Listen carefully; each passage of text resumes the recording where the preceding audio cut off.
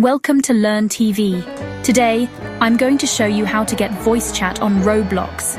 If you want to know how to enable voice chat in Roblox and turn it on, keep watching, and don't forget to leave a like for more helpful videos.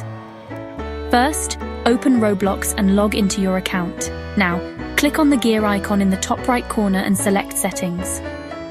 In the Account Info tab, you need to verify your age.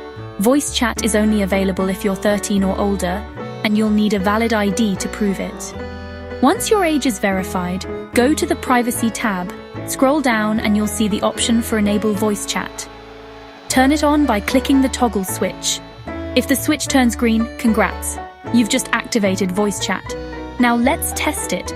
Join a game that supports voice chat like Mic Up or TTD3. If voice chat is working, you'll see a microphone icon next to your name.